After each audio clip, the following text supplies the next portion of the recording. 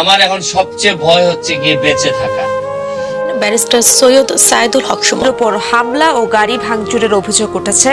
আরুয়াকান্দি এলাকায় পৌঁছালে তাদের উপর দেশীয় অস্ত্র নিয়ে হামলা চালায় দুর্বৃত্তরা। ভাঙচুর চালানো হয় গাড়িতে। ঝুঁকি এখন সবচেয়ে বেশি বলে জানিয়েছেন জাতিসংঘের কর্মকর্তারা। আপনি জানেন গত 6 মাসের মধ্যে আমি বুরাক টাওয়ার 14 বছর ধরে সরকারের সাথে 900 কোটি টাকার একটা সিটি কর্পোরেশনের সাথে ছিল, আমি মামলা করে এই 900 কোটি টাকার ব্যবস্থা করে দিছি। জানেন আমি বাংলাদেশে আমার কাছে মনে হয় যে ন্যায় বিচার করা আরো কঠিন, কারণ যে সমাজে আপনার বেশিরভাগ মানুষ কেন জানি মানে ন্যায় বিচারের পক্ষে থাকে না শেষ পর্যন্ত। এখানে ন্যায় বিচার চালিয়ে যাওয়া, নিজেদের পরিবার নিজেদের ইমেজ ঠিক রেখে এগুলা রাখা খুব কঠিন। আমার কাছে মনে হয় যে রীতিমতো একটা হাসরের ময়দানে আমরা ঘুরে বেড়াই, যে বলে না যে হাসরের ময়দানে ইয়ানপসি এবং মানে একটা আপনারা যখন এইসব জায়গায় থাকেন, আমার কাছে মনে হয় যে বিশ্বাস করেন এখানে আপনাদের গাড়ি চলে নিয়ম মাফিক, জায়গা নিয়ম মাফিক, সব নিয়ম মাফিক। আর আমাদের বিশ্বাস করেন আমি যে এলাকায় কাজ করি এখানে আমার এই কিসের প্রবলেম হয়ে গেছে, এজমা।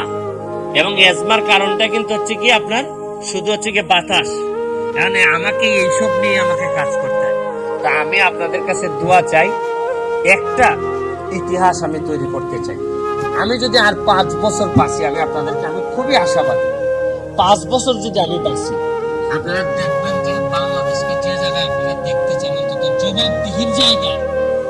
আমি যেহেতু কষ্ট করে আমি আমার মাননীয় প্রধানমন্ত্রী যিনি আমার নেতা তাকে যেহেতু এটা বলতে পারছি যে নেত্রী আমরা তো আপনার সামনে থাকি, আপনি আমাদেরকে তো দেখবেনই, কিন্তু আপনার পিছনে যারা আছে তাদেরকেও একটু দেখবেন।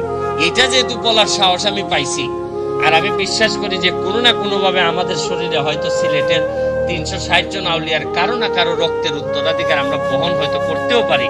যদি করি আমি চেষ্টা করব আপনাদের মনের মতো করে এলাকাটাকে সাজানোর জন্য, এবং একটা পাইলট প্রজেক্ট হিসাবে আমার এলাকাটা আপনাদের কাছে উপহার দিতে চাই। আপনারা জানেন যে গত সপ্তাহে আমি আমেরিকা আসার পর একটা রায় হয়েছে, 300 কোটি টাকার একটা বাড়ি আমি রাষ্ট্রের পাওয়ার জন্য হাইকোর্ট থেকে আমরা একটা অর্ডার পাইছি, যদিও এটা এখন সুপ্রিম কোর্টে এই স্ট্যাটাস কো হয়ে আছে। আমি চেষ্টা করে যাচ্ছি, ধরেন এক জীবনে রাষ্ট্রকে তো খুব বেশি দেয়া যায় না, তাও আমি অত্যন্ত মনে করি যে কৃতজ্ঞ বা প্রিভিলেজ যে আমি অন্তত চেষ্টা করে যাচ্ছি। আমেরিকান কমিউনিটি কাউন্সিল আমাদের সাথে থাকবেন, আমরাও আপনাদের সাথে থাকবো। হয়তো আপনাদের মতো করে আমি হয়তো আপনাদের মতো করে আপনাদেরকে সম্মান আমরা বাংলাদেশের মানুষ কখনোই দিতে পারি না। দর্শক বলতেও খুব খারাপ লাগছে, এ কেমন দেশে বসবাস করছি। আজ ব্যারিস্টার সুমন ভাইকে মারার জন্য কিছু লোক উঠে পড়ে লেগেছে। সত্য প্রচার করতে গিয়ে আজ ব্যারিস্টার সুমন ভাই নিজের মৃত্যুর আশঙ্কা করছেন। কারণ আপনারা জানেন দর্শক, দুর্নীতিগ্রস্ত এই দেশের সত্য কথা বললে তার মৃত্যু থাকে, যার বড় প্রমাণ বঙ্গবন্ধু শেখ মুজিবুর রহমান।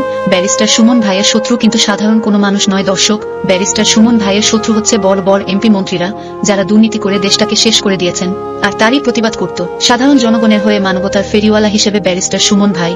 আর প্রতিবাদ করতে গিয়ে আজ তাকে মৃত্যুর সাথে লড়াই করে বেঁচে থাকতে হচ্ছে, তাকে মেরে ফেলার নানান ধরনের চক্রান্ত করা হচ্ছে। দর্শক আপনারা সবাই ব্যারিস্টার সুমন ভাইয়ের জন্য দোয়া করবেন, কারণ তিনি বেঁচে থাকলে দেশটা অনেক দূর এগিয়ে যাবে।